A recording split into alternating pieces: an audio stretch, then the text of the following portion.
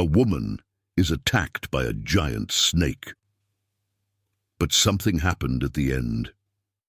Alejandra Vázquez's blood-curdling scream tore through the dense vegetation of the Chiapas jungle like lightning, freezing the blood of the 3 biologists accompanying her on the expedition. That sound, a mixture of absolute terror and primal pain, was unlike anything they had ever heard before. It wasn't the kind of scream a person makes when startled or hurt. It was the sound of someone confronting their own mortality. "Help! Please! It's coming towards me!" They managed to hear through the panic and static of the portable radio. Miguel Ríos, the expedition leader, dropped his sampling equipment and began running desperately toward the northern sector where Alejandra, a 32-year-old herpetologist renowned for her work with venomous species, had gone to document a sighting reported by local inhabitants. "Alejandra, answer me! What's happening?" Miguel shouted into the radio as his boots sank into the mud of the makeshift trail. The only sound he received in response was a muffled groan, and then nothing. The sudden silence was even more terrifying than the screams. 50 meters away, Alejandra lay motionless on a bed of fallen leaves, her body paralyzed not by fear, but by the absolute understanding of what was happening. Before her, deploying its impressive body in concentric coils, was the largest specimen of boa constrictor she had seen in her 10-year career. The snake, golden brown in color with diamond patterns along its body, measured at least 5 meters in length, and the thickness of its middle section easily exceeded that of a human thigh. Alejandra had tripped over a root while photographing bromeliads, falling directly into the boa's territory, which, startled by the sudden intrusion, had adopted a defensive posture.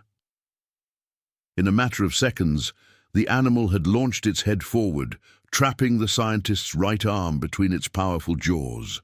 Now, as she felt the curved fangs piercing the flesh of her forearm, Alejandra did the only thing her training allowed her at that moment: remain absolutely still.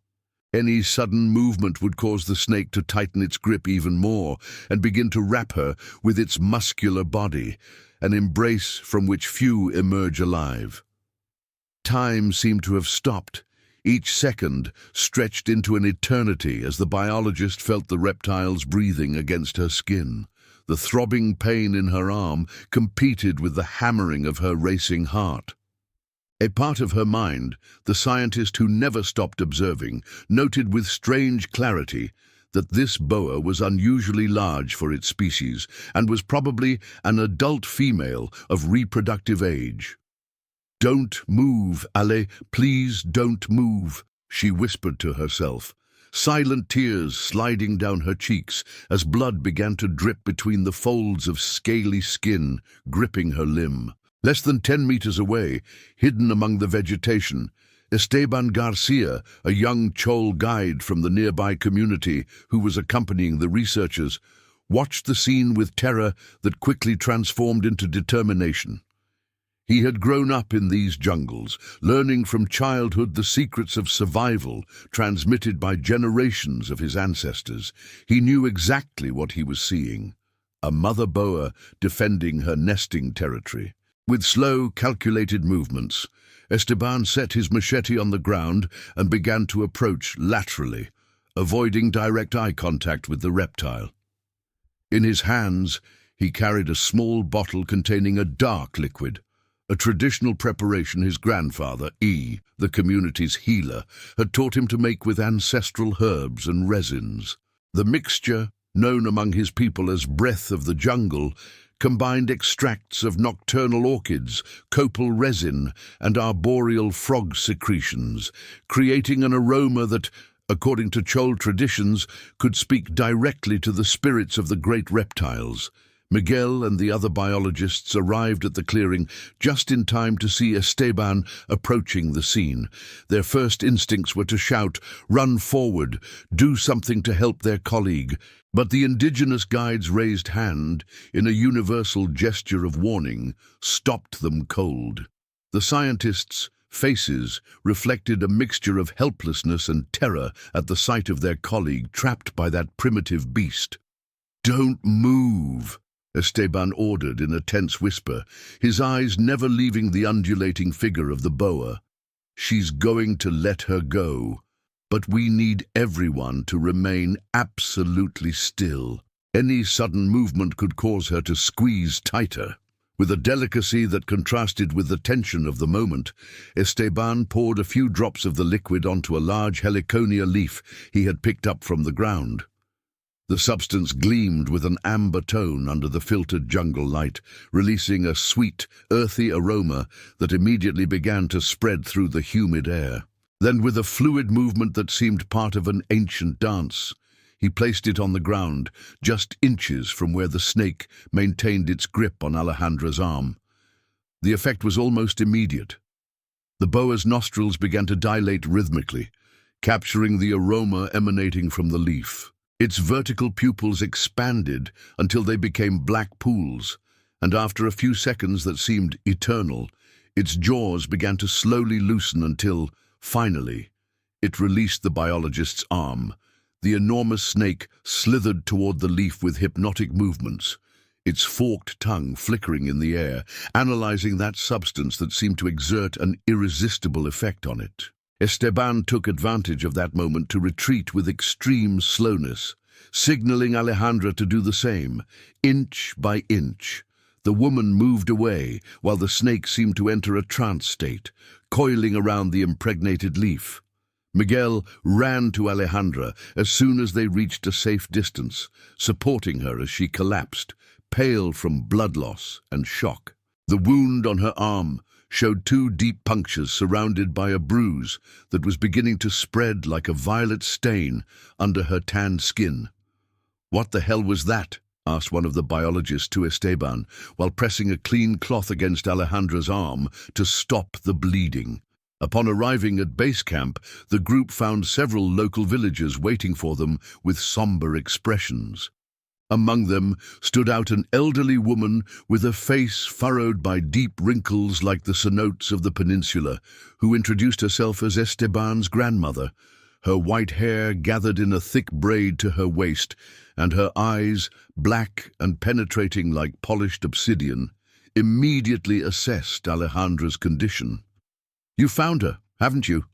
asked the old woman in Spanish, tinged with the accent of her native tongue, her voice surprisingly firm for someone her age.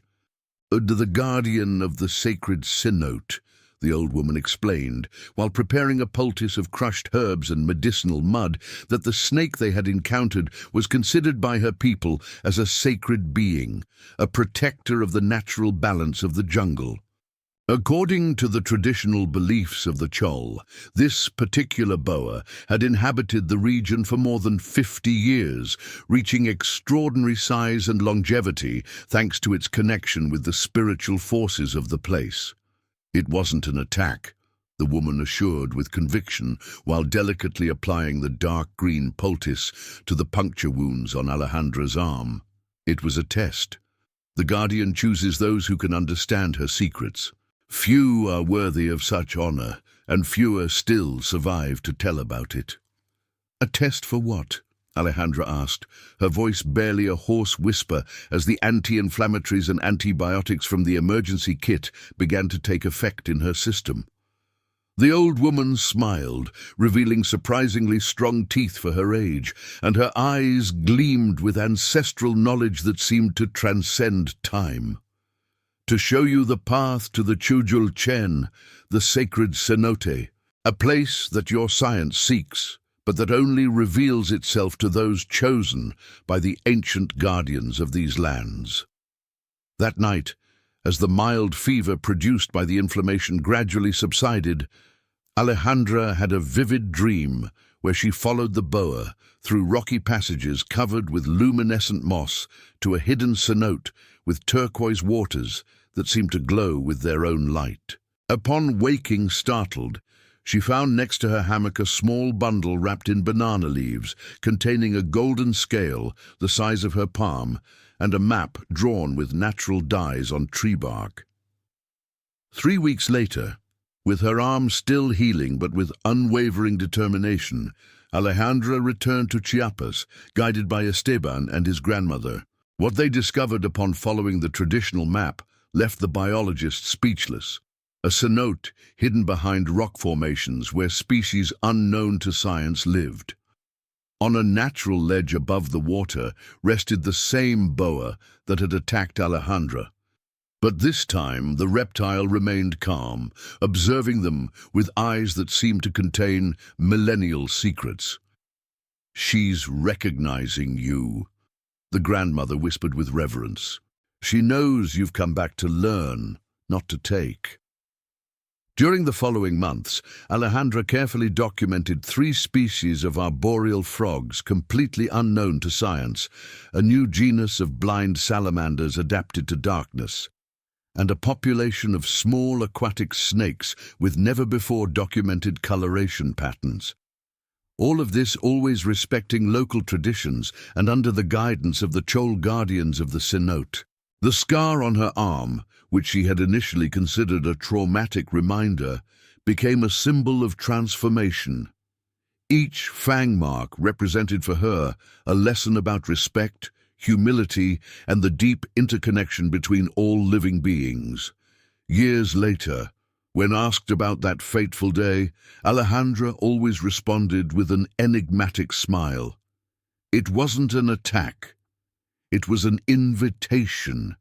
Sometimes nature has extreme ways of getting our attention, but if we survive the initial encounter, the secrets it reveals to us can change our understanding of the world forever.